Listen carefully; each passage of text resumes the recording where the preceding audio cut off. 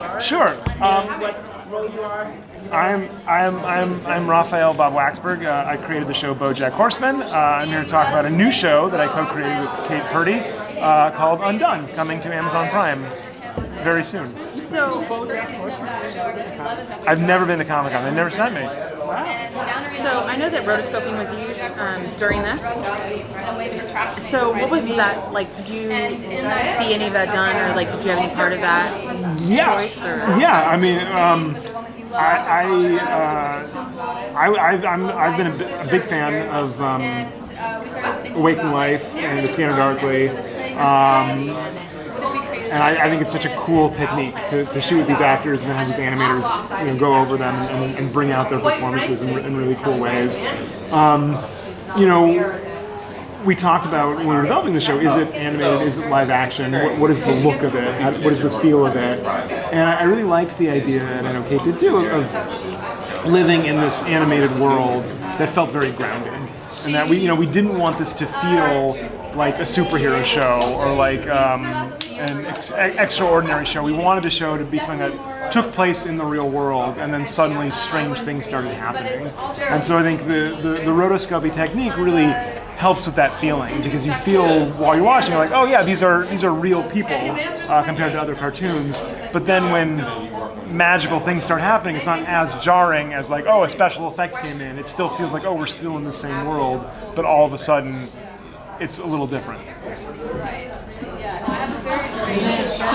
So how much is best described? Sure.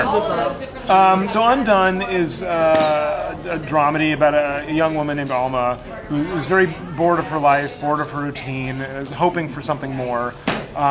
She gets in a car accident, and when she wakes up from her coma, the way she perceives the world has changed, and the way she moves through time has changed, and that she seems to lose control over the order of events in her life, where she goes from one place to another with no memory of how she got there. Things start to happen in a loop.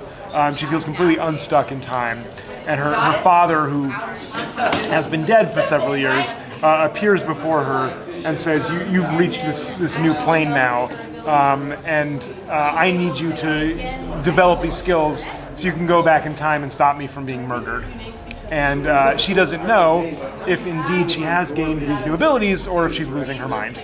And that's the show, basically, in a nutshell. I don't necessarily want the audience to take away one thing or another. I am excited for the audience to take away what they will. I think it's a show that is open to many interpretations, and I think it's a show that will meet people where they are.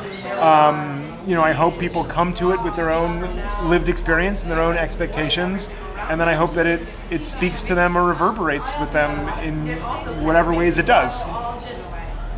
So I know from like BoJack Horseman can occasionally be a very nihilistic show, but on deeper levels it also has this layer of hope and redemption and cycles as well, especially when it comes to BoJack and other characters within it.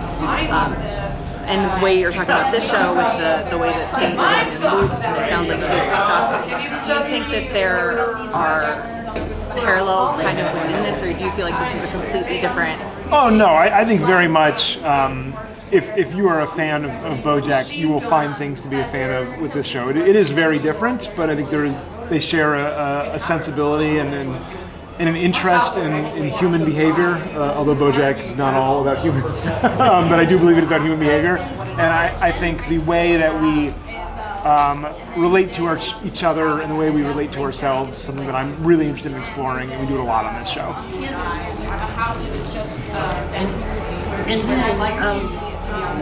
It sounds like this show is one different than BoJack. Yeah. What was it about it that appealed to you after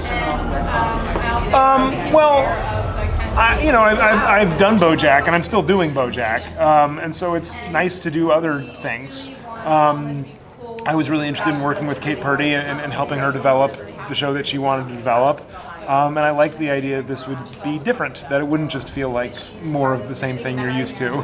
I think there's a wide world of possibilities in adult animation that have not necessarily been explored as much as they could have.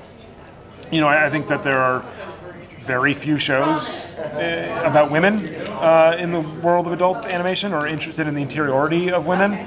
I think there are very few adult animated dramedies. I can't really think of any.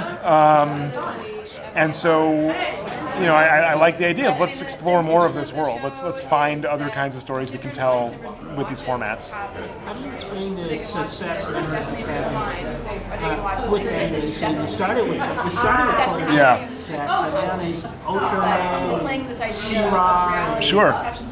Robots in Love, Love and Robots. Yeah. How would I? What is the Well, like I said, I think there is a lot of stories to be told in the world of adult animation. I think for a long time, only a small subset of those stories have been told. And I think if you look at the last 20, 30 years, with a few exceptions, you know, I don't want to claim it's all been the same, but I think, you know, obviously the largest success has been The Simpsons, and there are a lot of shows like The Simpsons that are, you know, about middle-aged men with their families that are somewhat raunchy, or, you know, there are shows about men without families that are somewhat raunchy, or about children that are somewhat raunchy. And there's, you know, I think within that you can find a large diversity of stories, but there's so many other kinds of stories to tell. And I think only in the last 5 years are people being allowed to tell those kinds of stories, and that's really exciting. Thank you so much. Thank you.